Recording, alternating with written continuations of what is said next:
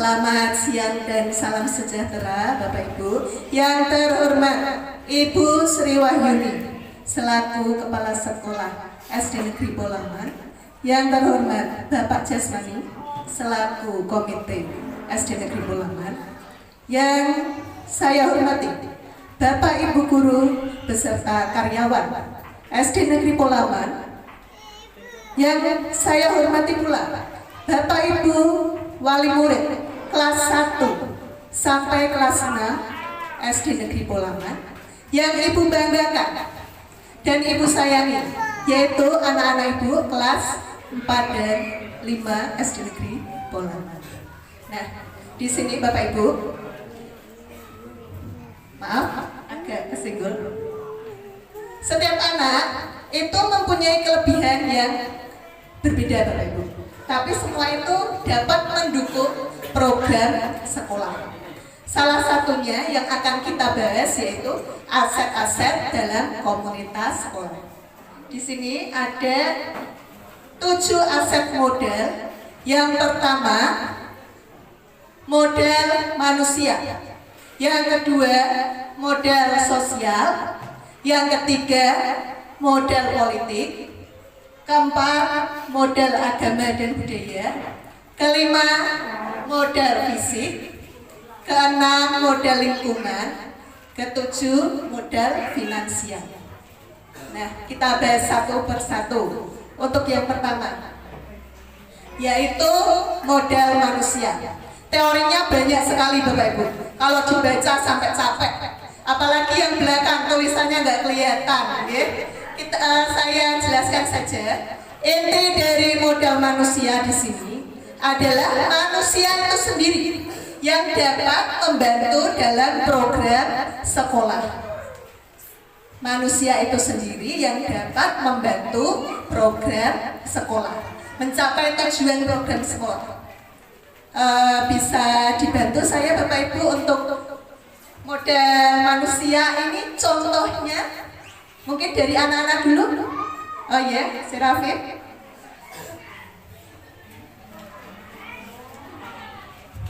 Guru dan siswa.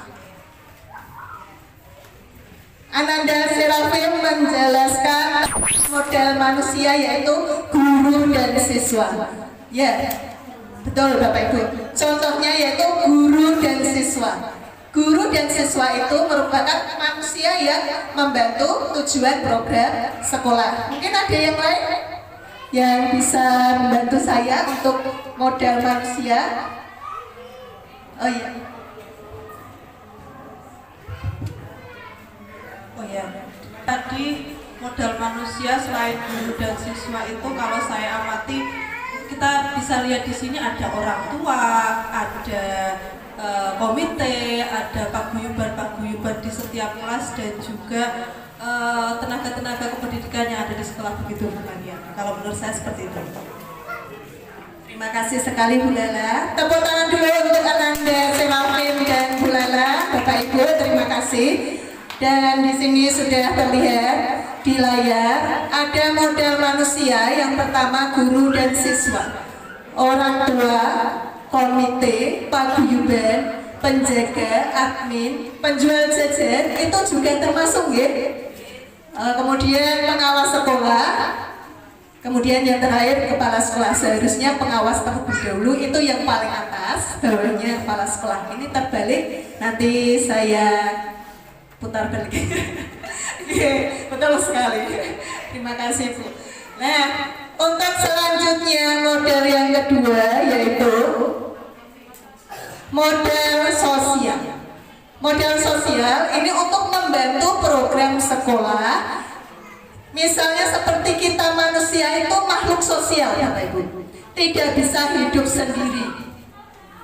Kita membutuhkan orang lain untuk hidup. Begitu juga dengan sekolahan ini. Kita membutuhkan berbagai macam bantuan dari orang tua terutama untuk memajukan program sekolah yang sudah dijelaskan Pak Surono dan Bu Yun dan Pak Jasmani tadi. Misalnya ada model sosial. Model sosial seperti apa yang ada di SD Negeri Polaman di sini? Monggo yang bisa membantu saya Oh lagi Valencia. Pengurus kelas. Kalau di kelas itu pasti ada pengurus kelas, ada ketua, wakil ketua. Terima kasih ya nak. Untuk Bapak Ibu ada yang bisa membantu saya untuk bantuan modal sosial?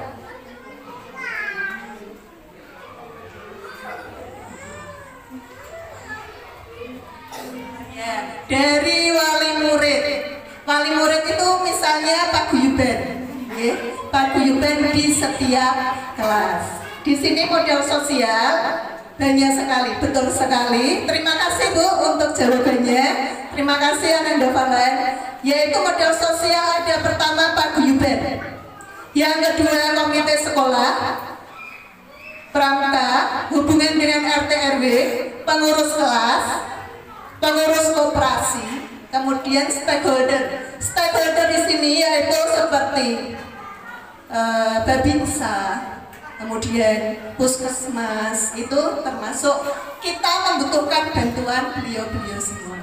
Terutama yang di sini yaitu orang tua wali murid. Kemudian yang ketiga modal politik. Politik di sini tidak seperti politik yang masih ramai di luar sana gitu Pak Ibu. Politik yang masih menjadi polemik hari ini, tahun-tahun ini maksudnya. Politik di sini yaitu yang dapat membantu mencapai tujuan program sekolah. Misalnya yang tadi disebutkan Pak Surono atau Bu Yun, ini kita akan melaksanakan program dokter kecil. Dokter kecil ini modal politiknya yang membantu kita itu pihak dari puskesmas, Bapak Ibu. Bisa minta tolong untuk modal politik yang lain yang bisa menyebutkan. Oh ya, Mas Afan. Sebentar ya, saya lewat sini. Kepala sekolah. Ya pastinya, terima kasih Mas Aklan. Pastinya kepala sekolah yang menjadi patokan utama untuk modal politik. Tujuan kita yaitu kepala sekolah menyetujui semua program yang ada di sekolahan. Mungkin ada yang lain dari Bapak Ibu?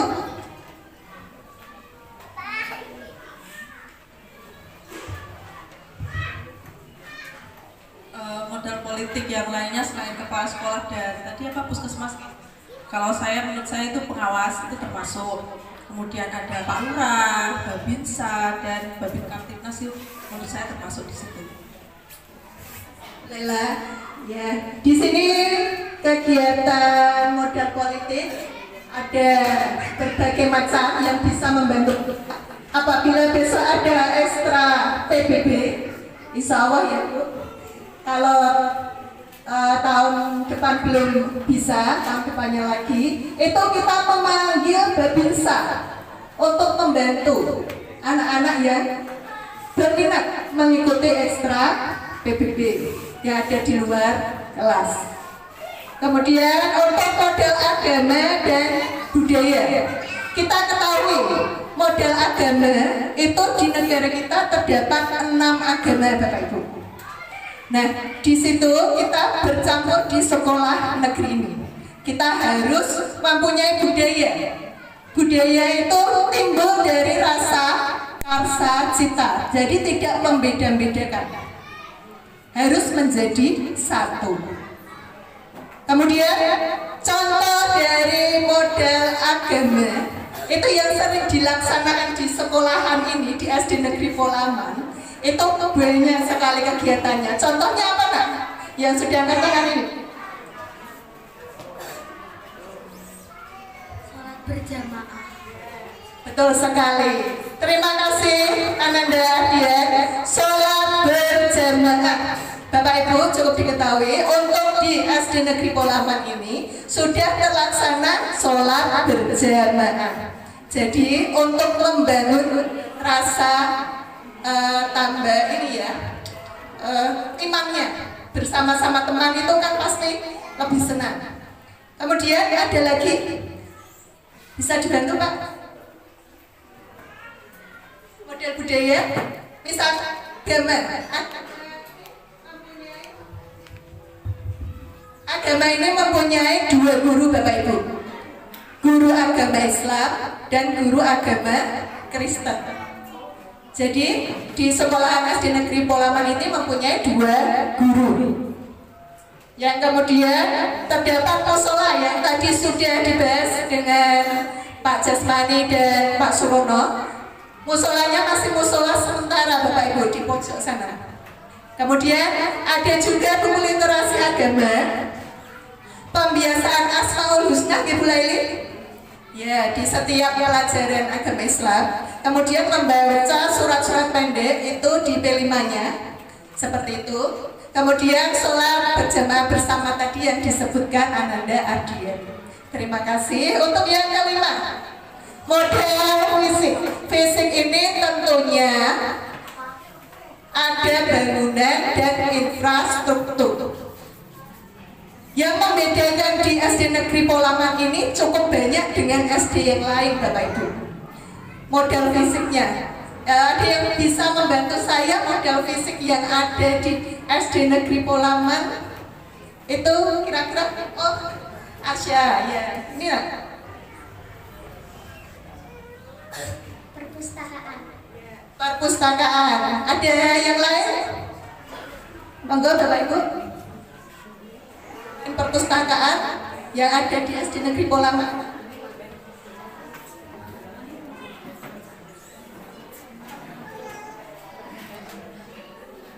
Biar tidak ngantuk ya saya sodori mic. Kalau cuma mendengarkan saja kayaknya seperti ngantuk gitu ya. Ada lapangan Bapak Ibu, ibaratkan lapangan di sekolahan kita cukup luas dibandingkan sekolahan lain. Ini model fisik cukup untuk kegiatan anak sekolah di SD Negeri Polaman. Kemudian model fisik yang lain yaitu lahannya luas. Betul tidak Bapak Ibu? Nah, kemudian ada toilet, ada kantin sekolah. Perpustakaan tadi sudah disebutkan Ananda Asya. UKS gudang di pojok sudut sebelah timur. Kemudian di sini tepi jalan utama, jadi mudah aksesnya.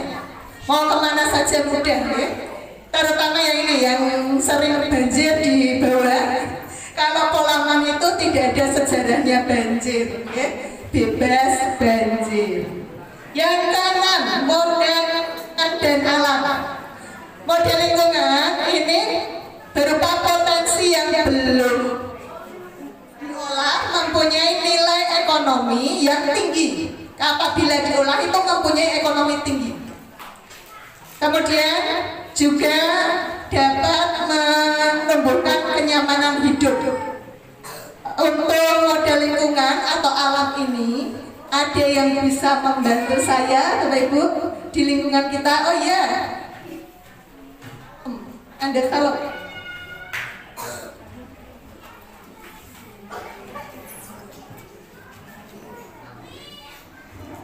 Untuk contoh model lingkungan alam untuk aset sekolah, contohnya seperti kolam. Terima kasih Ananda Salom. Aset sekolah model lingkungan alam itu contohnya yang disebutkan Ananda Salom itu kolam ikan. Kolam ikan kita ini bisa untuk tujuan pembelajaran. Nggih, tidak cukup. Untuk pembelajaran Bapak Ibu. Ya, untuk model lingkungan yang lain ada taman, ada betul. Pohon banyak. Kemudian lahan untuk menanam juga ada. Kemarin kita sudah menanam singkong bersama-sama untuk kegiatan pembelajaran. Kolam ikan tadi sudah disebutkan, lapangan, kebun, air bersih, dan yang terakhir bank sampah. Di lingkungan Polaman ini ada yang namanya bank sampah Bapak Ibu. Berhubungan dengan bank sampah, saya menggunakannya juga untuk pembelajaran. Jadi anak-anak itu saya bawa ke bank sampah, dan di sana anak-anak melihat bagaimana pengolahan sampah itu. Ada yang menjadi maggot, Anak-anak mungkin belum tahu itu apa maggot. Di sana mereka mengetahui, oh ternyata bisa jadi maggot ya, seperti ini, bagus sekali. Kemudian ada yang jadi tas, ada yang jadi meja, kursi, macam-macam sekali di sana Bapak Ibu. Ini untuk pembelajaran, untuk tujuan program sekolah agar berjalan dengan lancar. Mungkin di sini Bapak Ibu juga masih awam ya apa itu namanya maggot, tapi anak-anak sudah banyak yang mengetahui karena dia belajar langsung. Kemudian yang terakhir, model finansial. Tentunya modal finansial ini yang berhubungan dengan dengan pembendaharaan. Dengan keuangan ya Bapak Ibu. Di sini di sekolahan itu memang sudah ada modal finansial dari pemerintah yang dinamakan dengan BOS. BOS itu memang modal finansial utama kita untuk sekolah negeri. Ada yang bisa membantu saya untuk modal finansial yang lain? Oh iya, ada.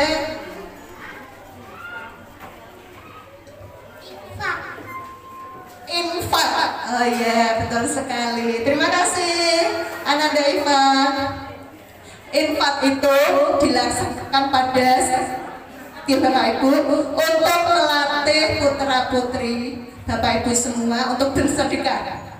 Itu semua dari siswa dan untuk siswa. Kita tidak mengambil sebesar pun, jadi untuk siswa dari siswa, seperti itu Bapak Ibu. Ada finansial yang lain, mungkin Pak Guyuban ada.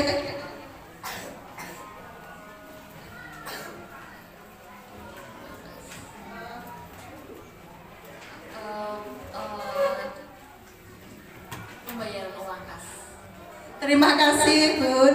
Untuk Pak Guyuban, ini ada pembayaran uang kas, tapi ini tidak memaksa ya Bapak Ibu, seikhlasnya. Tadi sudah dijelaskan dengan Ibu Kepala Sekolah seperti itu.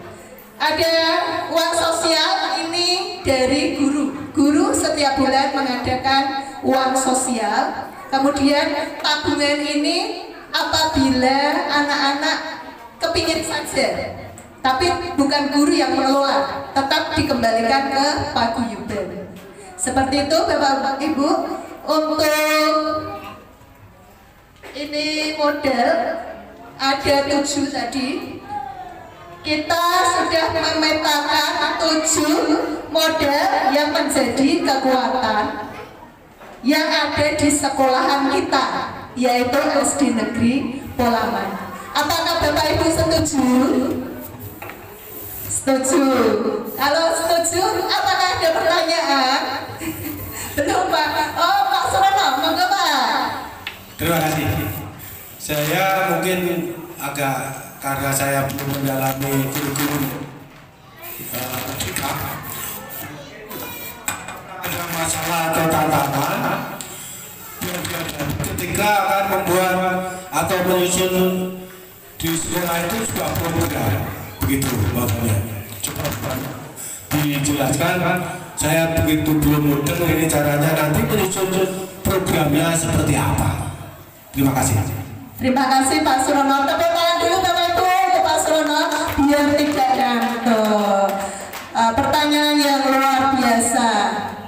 Pak Surono itu menanyakan masalah dan tantangan. Masalah dan tantangan itu merupakan pertanyaan dan jawaban. Apabila guru mempunyai masalah tapi dianggap masalah, itu memang benar-benar masalah.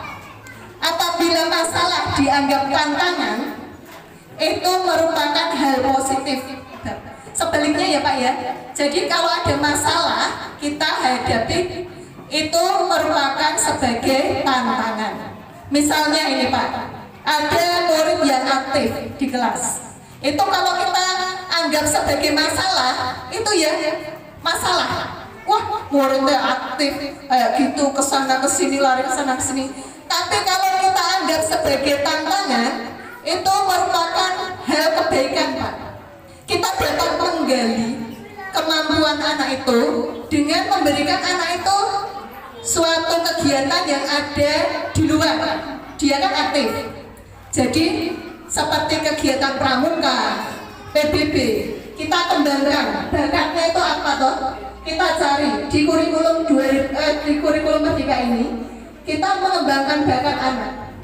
Kita cari bakatnya dengan keaktifan anak itu. Seperti itu Pak Surono. Terima kasih. Nah, dari teori Hajar Dewantara, kita sebagai guru dituntut untuk dapat membimbing anak, menuntun anak untuk anak itu agar sehat dan bahagia. Jadi kalau berangkat sekolah tidak sedih dulu. Jadi anak itu di sekolah bahagia. Seperti itu Bapak Ibu. Terima kasih, itu saja sedikit yang saya sampaikan. Sebelum kita masuk ke kurikulum, saya mohon maaf apabila ada tutur kata saya yang kurang berkenan. Saya mohon maaf sebesar-besarnya kepada Bapak Ibu. Wassalamualaikum